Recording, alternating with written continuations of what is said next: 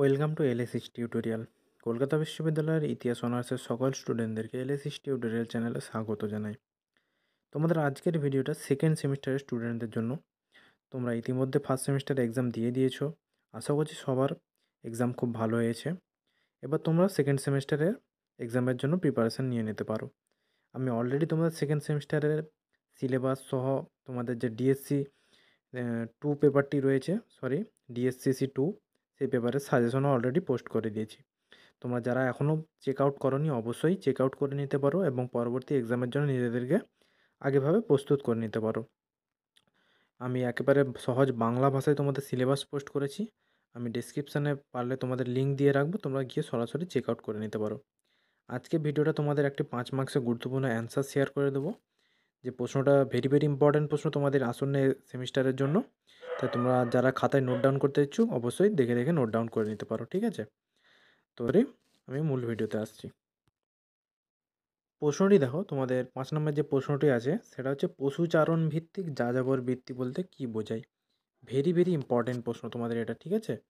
আমি এবার অ্যান্সারটি বলছি, তোমরা খাতায় নোট ডাউন করে নাও। পশুচারণ ভিত্তিক যাযাবর বৃত্তি হলো এমন একটি জীবনধারা যেখানে মানুষ স্থায়ীভাবে কোনো নির্দিষ্ট স্থানে বসবাস না করে গবাদি পশুর চারণভূমির সন্ধানে এক স্থান থেকে অন্য স্থানে গমন করে। এই জীবনধারার প্রধান ভিত্তি হলো পশুপালন, যা তাদের খাদ্য, বস্ত্র ও অর্থনীতির মূল উৎস হিসেবে ব্যবহৃত হতো। প্রাচীন ভারতে, বিশেষত বৈদিক যুগে, আর্যরা এই যাযাবর জীবনধারা অনুসরণ করত এবং ধীরে ধীরে কৃষি নির্ভর সমাজ গঠনের দিকে এগিয়ে যায়। তবে দীর্ঘ সময় ধরে পশুপালন ছিল প্রাচীন ভারতের অন্যতম প্রধান অর্থনৈতিক ও সামাজিক ভিত্তি।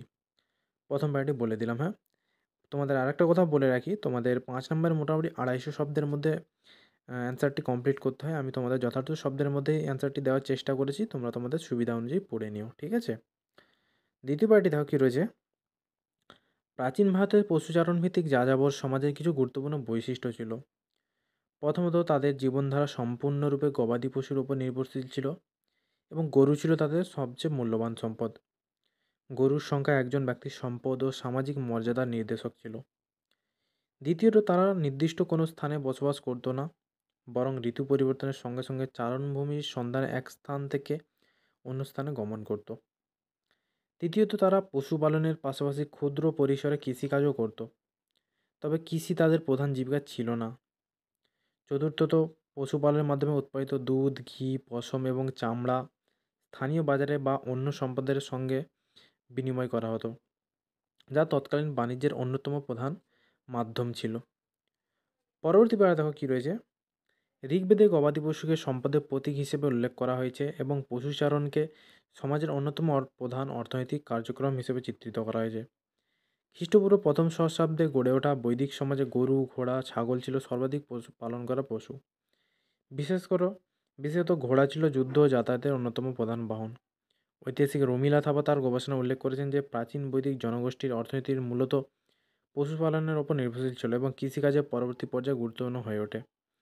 একইভাবে দীনেশচন্দ্র সরকার বলেছেন যে প্রাচীন ভারতে পশুপালন শুধু অর্থনৈতিক নয়, ধর্মীয় এবং সামাজিকভাবেও গুরুত্বপূর্ণ ছিল। প্রাচীন ভারতে বিভিন্ন অঞ্চলে পশুচারণ ভিত্তিক যাযাবর জনগোষ্ঠীর অস্তিত্ব ছিল।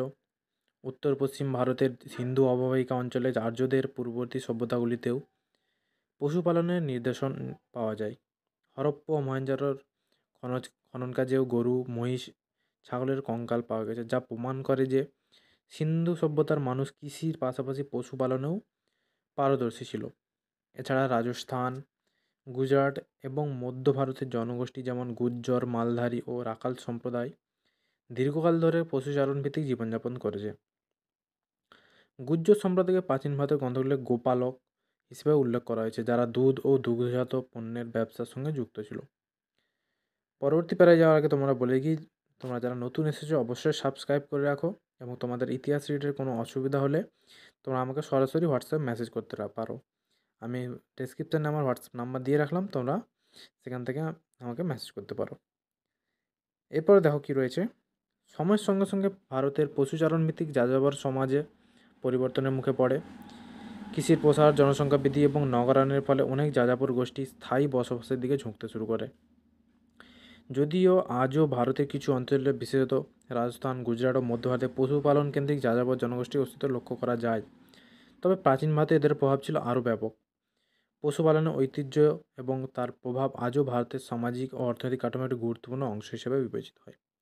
তাহলে আমি তোমাদের গুরুত্বপূর্ণ একটি 5 মার্কসের অ্যান্সার শেয়ার করে দিলাম অলরেডি। তোমরা অবশ্যই খাতায় নোট ডাউন করে আগেভাগে নিজেদেরকে প্রিপারেশন নিয়ে নাও।